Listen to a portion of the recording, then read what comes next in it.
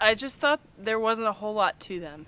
I thought they were a little more simple cognitively and kind of boring, really. I was always interested in birds, even from a young age, though. You know, I had a pet bird for a while and things like that. I think the excellent thing about birds is that you can study them without particularly being right in there with them. A lot of mammal studies, you have to trap the animal. But with birds, though, birds are much more out there because since they can fly, they can get away, and so they're okay with being seen. Oh, it's completely opposite now, especially with condors. I mean, there's initially you think, oh gosh, they're so ugly, and there's scavengers. They're eating all these dead, rotting things. It's so gross. But then when you watch them day in and day out, all day, you see their interactions. They're social birds. They have a whole hierarchy. So you kind of learn these little traits and you realize there's a lot more going on with them than you initially thought. I think the most captivating thing about watching the condor is just the intelligence in their eyes. The other day, when we took a bird into the Monterey Avian and Exotic Clinic to get an x-ray, I happened to have the job of holding its head. And so I spent probably 10 minutes with my face a few feet away from my condor's face and just watched it looking around and seeing its awareness. I think was really captivating.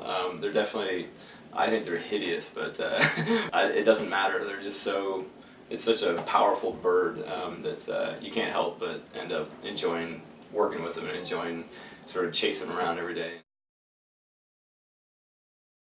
You try not to get attached, but it ends up happening anyway. My original favorite was 286, very dominant bird, and ended up ingesting a little bit too much lead and died this past spring. Did a x-ray of him and found that in addition to having ingested a lot of lead, he had also been shot. He had shotgun pellets throughout his wing and his body. And that was, I think, the part that got me the most.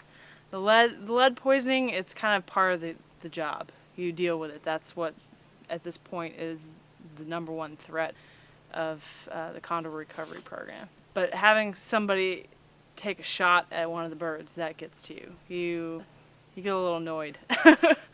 What am I doing this for if every one of them's going to get shot at? At first what we were thinking might be glitches on the GPS tag. You know, for part of the day, suddenly the GPS tag would just not be sending any data, and then it would suddenly click back on. And the more we looked at it, the more we realized that it was always happening in the same spot. So started to make us think, okay, the bird's probably going into a cave. First nest, no problems. And we got out of the truck, and we started setting up the scope. And Alicia looked over, and within 30 seconds, she just says, "I've got it." I was actually able to be at the nest observation site the day that the egg hatched and see the chick on its first day in the wild, and that was a really good feeling. Seeing that egg was the most satisfying of all. It was just a really amazing moment to peer into the life of a bird that just lays one egg and is putting all of its attention to that egg, and to see it happening in the wild in that context on a beautiful cliff face. Seeing that little fluff ball of gray down in the nest and seeing, the parent and brooding it and keeping it warm and feeding it, that's been a really good turning point in my job. Okay, you deal with mortality, but look, you're having all these birds succeed in breeding and going on to the next generation. They're strictly scavengers, so they only eat things that are dead, and a lot of things that are dead in the landscape have been shot. And traditionally, a lot of ammo is made of lead. And obviously the condors will go for the easiest access to the meat, and a lot of times that's a bullet wound. And since lead bullets fragment so much, it's basically powdered with lead, like you took a pepper shaker on your burger, but with lead flakes instead. And then the other thing with condors is they only produce one egg every year, every 2 years. And when you're only producing one egg and you don't start to have young until you're 7 or 8 years old, you need to live quite a long time before you actually even replace yourself and the other. So it could be 10 years before 2 condors replace just themselves. The answer to really help the condor is so easy. It's so simple. It's keep hunting, but just switch your ammo. That's it. That's all there is to it. They need hunters. Hunters will leave gut piles and the condors will scavenge that. They'll get food from the hunters. When you protect condors, let's say we do get lead out of the environment, you're actually protecting many other things, including people.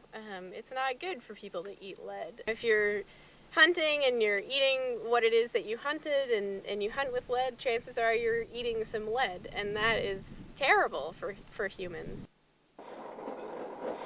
There's one goal, and that is to have a self-sustaining population that has no management needs whatsoever. That basically we all have to go find new jobs. There'd be nothing more satisfying than in 10 years feeling like, oh, this is done. We've got condors in the world again. They're not listed anymore as an endangered species. I think we have a bit of a responsibility to take care of something that we caused. You know, if this was something that we had nothing to do with, yeah, there are species that go extinct, and sometimes it's just the way ecosystems work. But when it's something that we were the root cause of, if we can do something, I think it's a good idea to do it.